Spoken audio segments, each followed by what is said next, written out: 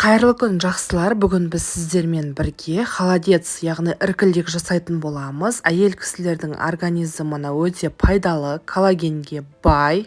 Үлкен кісілердің буындарына, сүйектеріне таптырмас витамин. Ол үшін бірінші менің арнама тіркеліп, қоңыраушаны басып қойыңыз.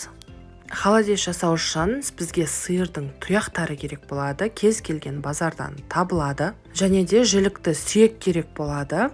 Сиырдың басы егер бар болса, сиырдың басын осылай бөліп қоссаңыздар болады. Егер сиырдың басы жоқ болса, тұяқтарынан және жілік сүйегін қосып жасай берсеңіздер болады. Базардан осылай алдын ала күйдіріп, тазаланған тұяқтарды үйге әкеліп, тазалап жуыңыздар. Себебі күйдірген кезде әртүрлі сыртындағы қылшықтары, басқа заттары жабысып қалуы мүмкін. Сол үшін тазалап жуып алыңыздар.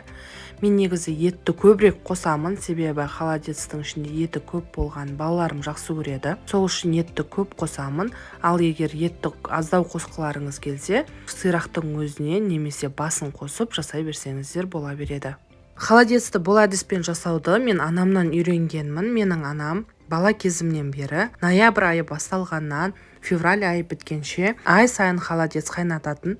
Әсіресе жаңа жылға бауырлары келетін кезде үлкен қазанға қайнатып, туған туыстарына, бауырларына, барлығына сәлемдеме ретінде әртүрлі безендіріп беріп жіберетін. Ютубта көп рецептерде холодецке желатин қосып жатады, бірақ бұл рецептте ешқандай желатин қосылмайды. Бір жасағаныңыздан керемет болып шығады. Сүйектерімізді жуып, үстіне суды құйып қайнатуға қоямыз. Көбігі шыққаннан кейін ішіндегі сүйектерімізді алып, тағы да бір-бір жуып аламыз.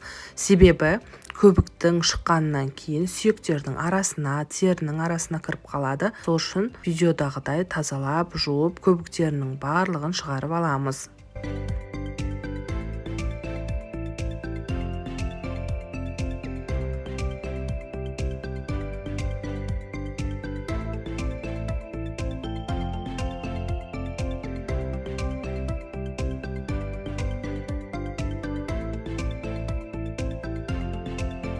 Жуып болған соң үстіне қайтадан таза суын құйып, сүйектерімізді салып, отымызға қоямыз. Сүйектеріміздің қайнап шыққанын күтеміз.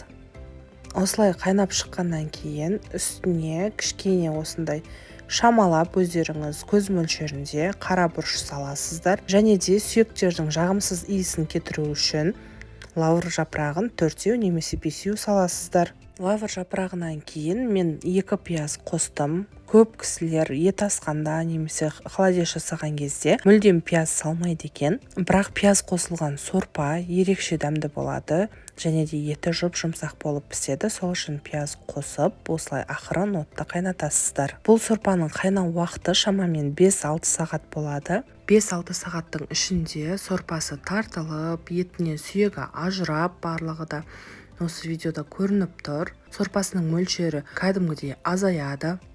Еттері жұп-жұмсақ үлбіреп, тіпті алып жатқан кезіңізде сылынып осылай түсіп жатады. Етімізді сорпасынан осылай сүйегімен қосып сүзіп аламыз. Еттері сылынып, осындай керемет болып қайнап жатады. Иісі енді тіптен керемет болады.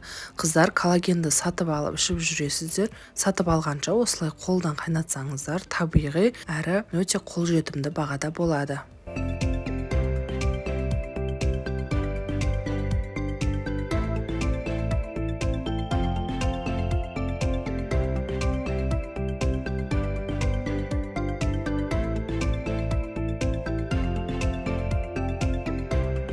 Сүйекті еттерімен барлығын сүзіп алғаннан кейін сорпамыздың ішінде қалдықтар қалады. Майда сүйектер, қара бұрыш, лавр жапырағы, солардың бәрін тазартып алу үшін ситаның көмегімен, яғни сүзекінің көмегімен осы видеодағыдай етіп сорпаны тазартып алыңыздар.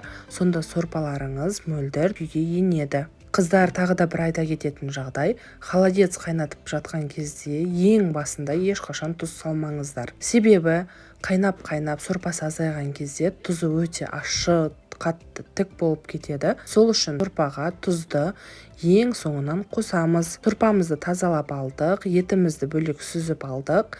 Енді ыстық сорпаға дәміне қарап, қайта-қайта өлшеп, тұзын қосатын боламыз. Егер аз болса, тағы да кішкене қосып, осылай араластырып, толығымен ерітіп аласыздар. Қыздар, ыстық күйінше сорпаға ешқашан чеснок салмаймыз. Тұзын салып болғаннан кейін сорпамызды біраз суыту үшін алып қоямыз.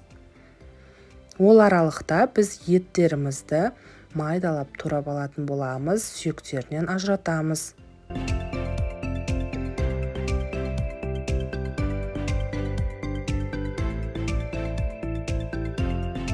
Етімізді сүйегінен ажыратып, турап майдалап араластырып алдық. Келесі суып тұрған сорпамызға осылай қырғыштан өткізілген чесногымызды, сарымсағымызды салып араластырамыз. Егер сарымсақты ұнатпайтын болсаңыздар, қоспай-ақ қойсаңыздар болады. Біздің үйдегілер жақсы көреді, сол үшін суып тұрған сорпаға араластырып алдым. Жекі сәбіздің жүрек тәріздес етіп кесіп, пиалайдың төбіне қойып, оның үстінен осылай етімізді салып шығамыз. Етіміздің үстінен сорпамызды құйып, кем дегенде 10-12 сағатқа суық жерге алып қоямыз.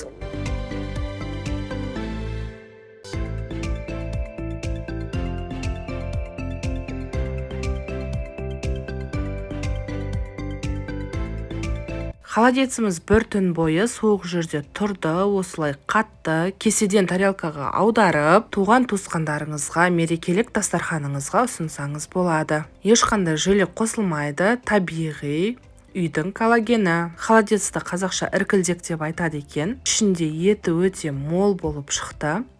Арасын кесіп, қазір көрсететін боламын. Менің арнама тіркеліп, қоңыраушаны басып қойыңыз. Керемет рецептерді ең бірінші болып көре аласыздар. Сіздерге де ұсынамын, міндетті түрде жасап көріңіздер. Достар, бірге жасаған холодеціміздің рецепті ұнаған болса, міндетті түрде лайк басып кетуді және комментарий жазуды ұмытпаңыздар.